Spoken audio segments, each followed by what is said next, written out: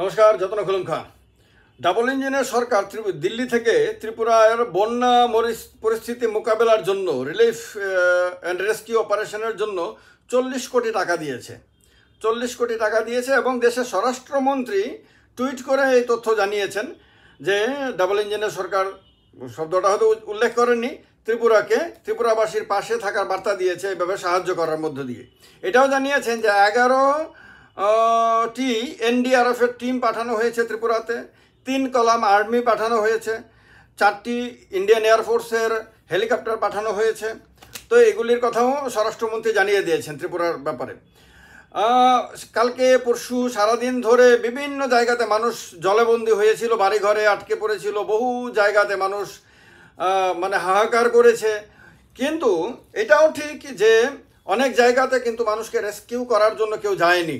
অনেক জায়গাতে কিন্তু এরকমও দেখা গেছে যে বোট পাঠানো দরকার ছিল, কিন্তু বোট পাঠানো সম্ভব হয়নি, অথবা পাঠাতে পারেনি, অথবা পাঠানো হয়নি, যাই কিছু হয়েছে।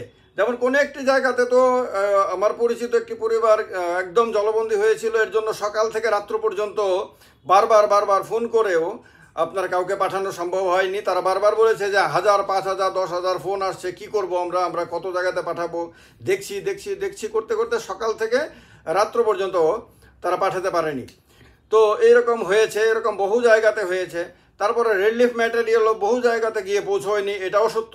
এই কথাগুলো তিক্ত লাগলেও এই কথাগুলো বলা দরকার, কারণ এগুলি না বললে বড় সংশোধন হবে না। আর যদিও এটাও ঠিক যে এইবারের বন্যা অস্বাভাবিক বন্যা হয়েছে, এইবারে অনেক বেশি এলাকাতে একই সময়ে বন্যা হয়েছে, ফলে প্রবলেম অনেক হয়েছে। অনেক জায়গাতে রাস্তা ভেঙে গেছে, জাতীয় সড়কের রাস্তা ভেঙে যাওয়ার দৃশ্য দেখা গেছে। অনেক জায়গাতে আপনার বিদ্যুতের পিলার ভেঙে গেছে, তার ছিঁড়ে গেছে। অনেক জায়গাতে অনেক রকম ক্ষয়ক্ষতি হয়েছে। নদীগুলো এবার বড় বেশি বিধ্বংসী, ভয়ানক, মানে রাক্ষসে চেহারা নিয়ে ফুলে ফেপে উঠেছে। বহু মানুষের মৃত্যু ঘটেছে, অনেক কিছু ঘটেছে যেগুলো মানে অকল্পনীয় ছিল। তার জন্য কেউ প্রস্তুত ছিল না, না সাধারণ মানুষ প্রস্তুত ছিল, না প্রশাসন প্রস্তুত ছিল, কারণ কেউ আগে থেকে জানে না প্রাকৃতিক দুর্যোগ কত ভয়াবহ হতে পারে। কিন্তু এটাও ঠিক যে এই রকম দুর্যোগ হতে পারে, এরকম মানে প্রস্তুতি তো এই কারণেই রাখার কথা যে কতটা ম্যাক্সিমাম হতে পারে। তো সেই প্রস্তুতি, সেই ধরনের চিন্তা ভাবনা করে যে ছিল না, সেটা বোঝা গেছে। আর একটা ভিডিওতে কালকে দেখলাম যে রাজ্য সরকারের বড় বড় অফিসাররা আছে, ওএসডি টাইপের অফিসার, তারপর আইএএস অফিসার, এরা গিয়ে ছেলে মেয়েরা যে খাবারের প্যাকেট তৈরি করছে, মানে প্যাকেটের মধ্যে খাবার ঢোকাচ্ছে, সেইখানে গিয়ে তারা ঘোরাফেরা করছেন। তো এবং তারা বেশ ক্যাজুয়াল মুডে রয়েছেন।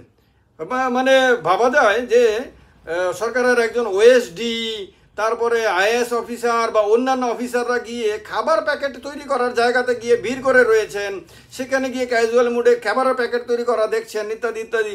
তো এই দৃশ্য কিন্তু যথেষ্ট ক্যাজুয়াল মনে হয়েছে।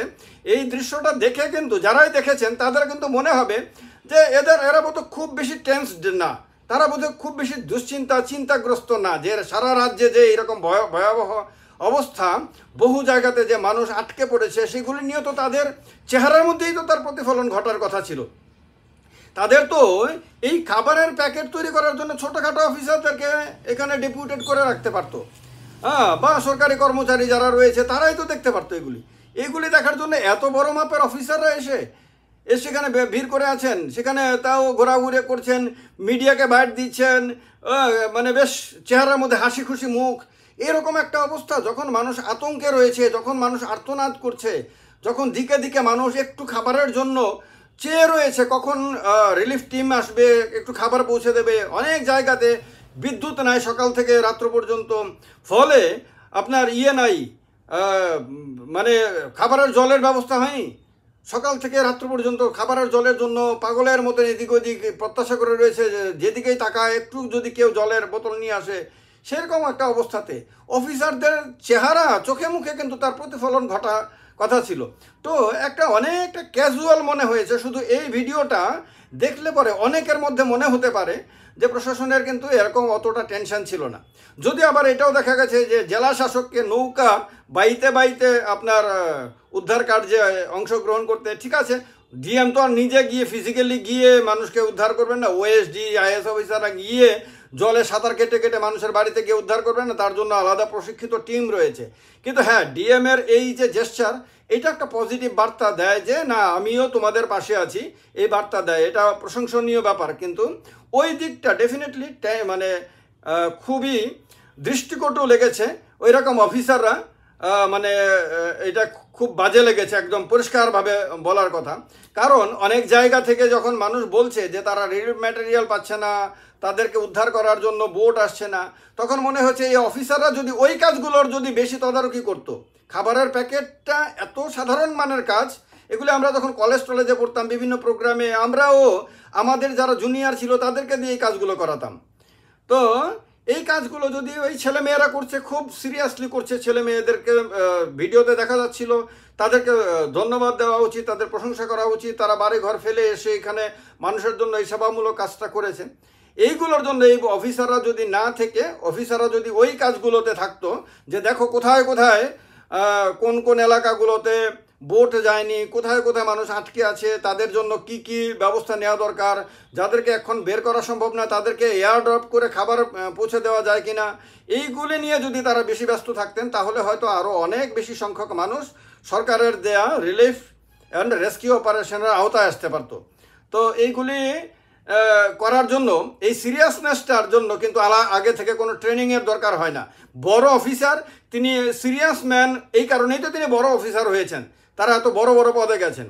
ক্যাজুয়াল থাকার জন্য তো আমাদের মতো সাধারণ মানুষের রয়েছেন। আমরা সাধারণ মানুষ যেহেতু, অতীব সাধারণ মানুষ যেহেতু, আমাদের বোধ কম, বুদ্ধি কম, বিদ্যা কম, সব কিছুই কম, সেহেতু আমরা ক্যাজুয়াল থাকবো, এটা হয়তো অস্বাভাবিক কিছু না।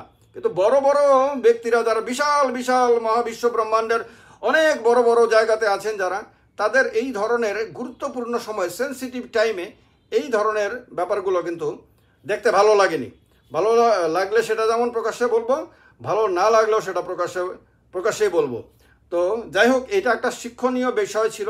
আর আমার মনে হয়েছে কেন্দ্র থেকে ডাবল ইঞ্জিনের সরকার যে পয়সা দিয়েছে, এটা একদম সিন্ধুতে বিন্দুর মতন, অতীব সামান্য। কারণ এবার যেরকম ক্ষয়ক্ষতি হয়েছে, যেরকম দুর্যোগের খবর সারা ত্রিপুরা থেকে আসছে, তাতে 40 কোটি তো আমার মনে হয় ফু দিয়ে উড়ে যাওয়ার মতন একটা, সে অতীব সামান্য, যৎসামান্য একটা ওই পূজাতে দক্ষিণা দেওয়ার মতন।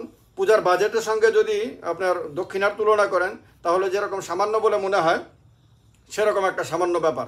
আমার বিশ্বাস যে ডাবল ইঞ্জিন, যেহেতু এখানে একটা ইঞ্জিন আছে, ওইখানে একটা ইঞ্জিন আছে, তো বড় ইঞ্জিন থেকে ছোট ইঞ্জিনকে আরও বেশি পয়সা দেবে, এবং সেই পয়সাগুলো সঠিক মানুষের কাছে পৌঁছে দেওয়ার জন্য তারা কাজ করবেন। এরকমভাবে ক্যাজুয়ালি মানে প্রিয়জন অপ্রিয়জন দেখে দেখে বন্টন করবেন না, এটা আশা করা যায় আর কি। করবেন কি করবেন না সেটা তো আগামী দিনে বলা যায়, মানুষের কাছ থেকে যা তথ্য আসবে তার পরিপ্রেক্ষিতে বলা যাবে। যাই হোক বন্ধুরা, বলে দিই যে ত্রিপুরা বিষয়ক আলোচনার জন্য ত্রিপুরা পলিটিক্যাল শো নামে যে চ্যানেলটি করা হয়েছে, চ্যানেলটিকে সাবস্ক্রাইব করে রাখবেন। আর চ্যানেলের লিঙ্ক প্রত্যেকটা ভিডিওর নিচে দিয়ে দেওয়া হয়, লিঙ্কে ক্লিক করলে চলে যেতে পারবেন। ভালো থাকবেন সবাই, যতন খুলুমখা, নমস্কার।